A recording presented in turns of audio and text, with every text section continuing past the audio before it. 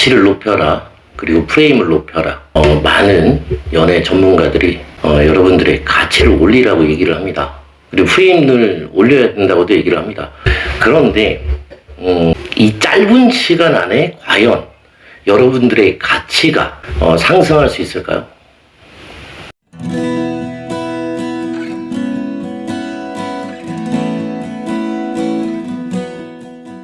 내가 가치를 올린다는 게 내가 갑자기 능력이 복권에 당첨이 돼서 대단한 사람이 될 수 있는 것도 아니고, 과연 어떻게 내가 해야지만 가치를 올릴 수 있을까? 저도 이런 고민들을 참 많이 했었는데, 여러분들 다 틀린 말은 아니에요. 물론 가치가 진짜로 올라가야 되는 부분이고, 그렇지만 제 생각에는 재회도 마찬가지고 연애도 마찬가지고, 그러나 지금은 재회에 대한 이야기를 하는 거기 때문에 정말로 가장 중요한 건 내 가치를 올리는 것보다도 상대방의 가치를 떨어뜨리는 게 가장 중요하다. 저는 그렇게 생각을 합니다. 내가 가치를 올리는 건 시간적인 제약도 있고요. 그리고 올라가지 않을 수도 있다는 거예요. 그러나 인간의 본능은 내가 못나지 않기 위해서, 내가 조금이라도 갖기 위해서 그런 욕망과 욕심이 있다는 거죠. 그걸 나르시시즘이라고도 하는데, 어떻게 보면 인간은 나의 가장 부족한 부분들을 채우기 위해서 강해져야 되고 잘나야 되고 하나라도 더 가져야 된다라는 그런 본능이 기제가 있다라는 얘기죠. 그런 인간의 본능을 이용해서 여러분들께서는 내 가치에 올리는 건 당연한 거고요. 노력하는 건 당연한 거고, 상대방의 가치를 어떻게 하면 낮출 수 있을까에 집중을 해야 된다는 겁니다. 연애에서 가장 중요한 건 내 가치를 올리는 것보다도 상대방의 가치, 자존감을 떨어뜨리는 데에 그 중점이 있다는 겁니다. 헤어지고서 여러분들께서 힘든 이유는 그 상대방을 물론 사랑하는 것도 있지만, 그 사람 없으면 죽을 것 같아. 그 사람한테 내가 까인 게 인정이 안 돼. 너무 힘들잖아요.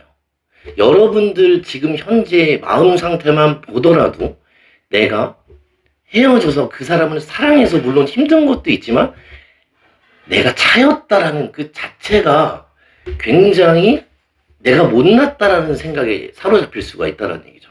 그래서 인간의 본능은 내가 어떻게 보여질까가 되게 중요합니다.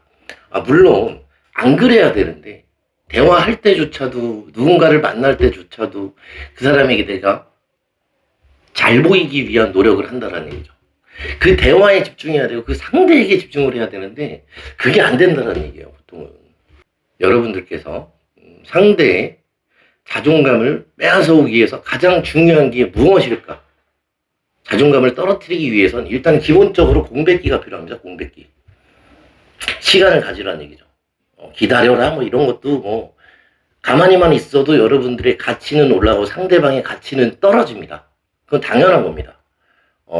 일단은 결핍에 대해서 알아야 되는데, 여러분들께서는 지금까지 내가 상대방한테 자존감을 엄청나게 공급해주고 있었어요. 사랑한다, 뭐한다, 이거 주고 저거 주고, 그러면서 또 뭐 했어요? 서운해 했잖아요. 잘해주고서 그만큼 보상이 들어오지 않으니까 나는 항상 서운했단 말이야. 그로 인해서 끙끙대다가 상대한테 참았지. 참으면 그만큼 나 또한 상대방을 바라보는 마음의 눈이, 상대방을 바라보는 나의 시선이 불만인 시선으로, 화난 표정으로 바라볼 수밖에 없다는 얘기죠. 그러면 그런 나를 지켜보는 상대방은 그게 부담이 될 수밖에 없다는 거예요. 물론 나한테 관심을 주고 잘해주니까 나도 너무 좋지. 그러나 여러분들 입장에서 생각해봐요. 나한테 엄청 잘해주는데 나는 그럴 만한 열정이 없고 에너지가 없어. 나는 그만큼 못해주는데 상대방은 내가 해준 것보다 훨씬 잘해줘.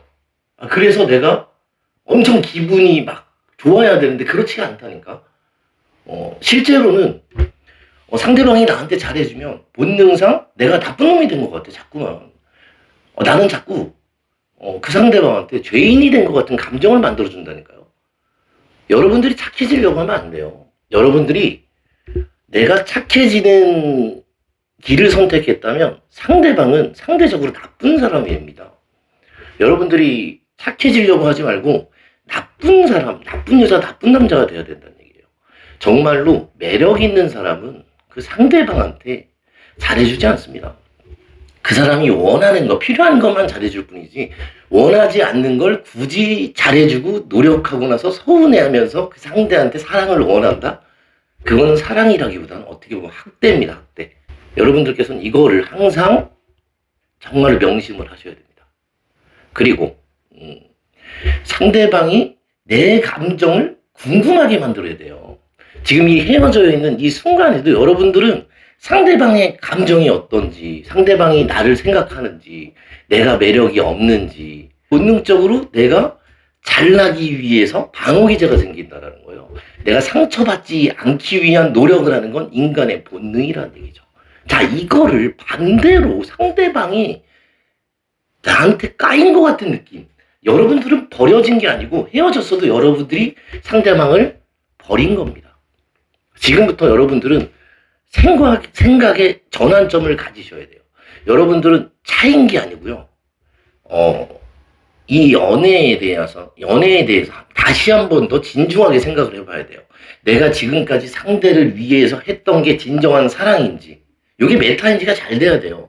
내가 했던 것들이 오히려 상대한테 부담을 주고 학대를 하고 있던 건 아닌지 진지하게 생각해 볼 필요성이 있다라는 얘기죠. 그래서 내가 좋은 사람이 되는 건 부모님이 좋아하는 거예요. 내가 착한 사람이 되고 내가 상대방한테 헌신하고 노력하면 그만큼 보상받고 싶은 심리는 인간이 당연하게 들 수밖에 없다는 거예요. 내가 해준 만큼 상대방한테 그만큼 돌아오지 않게 되면 나는 본능적으로 상대방한테 원한다니까. 아니라고 하시는 분들이 있어요. 그런 분들은 표현은 안 하지만 내가 꾹꾹 참고 있어. 근데 얼굴 표정이랑 다 드러나 막 화가 막 나 있다니까. 그런데 아니래. 여러분들, 내가 상대방한테 할 수 있는 것만, 그리고 상대방이 원하는 것만 해주세요.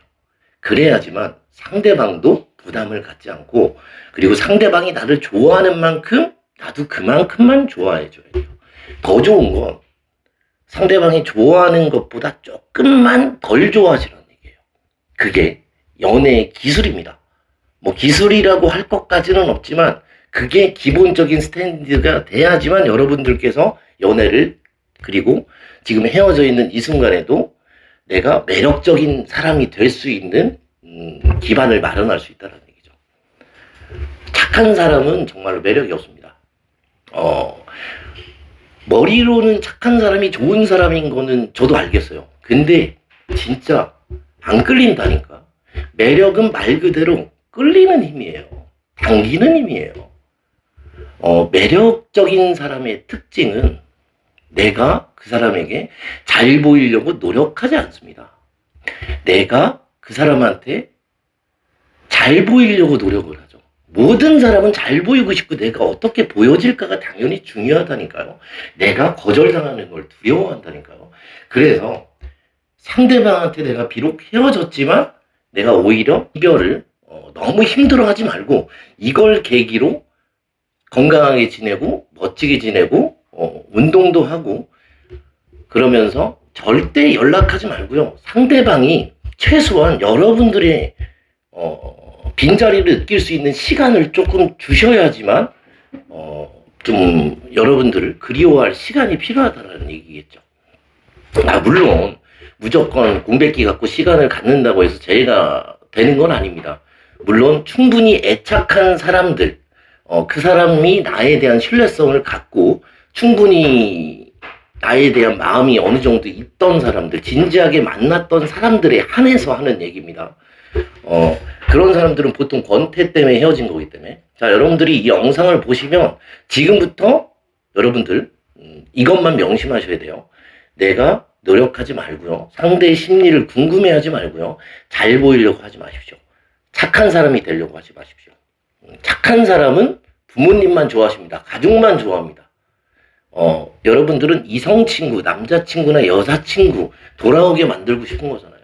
그리고 내가 좋아하는 사람과 다시 만나고 싶은 거잖아요. 그러기 위해선 그 사람이 나의 감정을 궁금하게 만들고, 오히려 자기가 찾지만 자기가 까인 것 같아서, 차인 것 같아서 여러분들의 감정을 궁금해하는 그런 상황을 역전시켜야 된다는 거죠. 그러면 상대방의 자존감은 떨어지게 돼 있습니다. 시간의 흐름 속에서 생각해봐요. 1주, 2주, 3주 지날수록 당연히 상대방은 여러분들 생각이 안 날 수가 없어요. 뭐 헤어지고 그 사람은 아무렇지도 않을 것 같아요. 괜찮아요. 이렇게 얘기를 하시는 분들이 되게 많은데 그건 말도 안 되는 얘기입니다. 진짜 아무렇지 않을 수 없어요. 정말로 아무렇지 않은 그런 사람 있을 수 있습니다. 그런 사람은 소시오패스나 사이코패스입니다. 그런 사람들은 안 만나시는 게 맞습니다, 여러분들. 자, 여러분들 요것만 꼭 명심하세요. 여러분들은 못나서 헤어진 게 아니에요. 내가 얼굴이 못나서 스펙이 떨어져서, 물론 그러신 분들도 있겠지만 거의 8, 90% 이상은 내가 못나서 떨어진 게 그 사람한테 차인 게 아니에요. 여러분들이 이 연애를 하기 위해서 너무 잘해서 그래요. 노력해서 그래요. 그리고 섭섭해서 그래요. 자, 사랑은 받으려고 하는 그 마음이 기반이 돼서는 안 됩니다. 내가 준 만큼 안 돌아올 수도 있어요. 내가 섭섭하지 않을 정도로만 하십시오. 이 사랑이라는 건 균형이 되게 중요합니다. 여러분들도 입장 바꿔서 생각해봐요. 상대방이 나한테 그만큼 잘하면 좋기는 하는데 내가 해줄 수 없는데 그 사람이 나한테 너무 무리하게 잘해준다. 나는 정말로 미안해질 수밖에 없어요. 그거는 본능이에요. 부담돼요. 그리고 나중에 상대방이 화가 날 것 같고 터질 것 같은데 나는 불안하단 말이야. 오히려 내가 상대방한테 착한 사람이 되고자 상대방을 나쁜 사람을 만들고 있었던 건 아닌지 한번 깊게 생각해 볼 필요성이 있다는 얘기죠. 그리고 재회를 하기 위해선 여러분들께서는 상대방에게 자존감, 가치를 여러분들 올리는 것도 중요하지만 상대방의 자존감이 떨어져야 되고요. 가치가 떨어져야 됩니다. 그러기 위해선 여러분들이 헤어지고 아무렇지도 않고요. 괜찮고요. 건강하고요. 더 잘 지내고요. 여기서도 잘 놀고 저기서도 잘 놀고 그런 모습들을 연출을 해야 상대방이 헤어지고도 쟤 나랑 헤어졌는데 지금 3주에서 한 달 정도, 2달 지났어. 그런데 저 상대가 나 때문에 힘들어해야 내가 편한데 헤어지니까 나는 조금씩 상대가 그리워지는데 상대는 나에 대한 기억이 없는 것 같아. 나만 좀 그리운 것 같고. 그러다 보니까 상대방은 날 잊었나? 나를 안 좋아하나? 이제 나에 대한 마음이 아예 없나? 오히려 나한테 궁금해진다니까요. 그 마음가짐이 되게 중요해요. 그래서 공백기는 굉장히 중요합니다. 어떤 유튜버나 연애 전문가들은 공백기를 가지면 안 된다 이렇게 얘기를 하는데 물론 그런 케이스도 있지만 거의 전반적으로 공백기는 무조건 필요하다. 여러분들께서 항상 명심하시길 바랍니다. 그리고 이 영상을 보신다면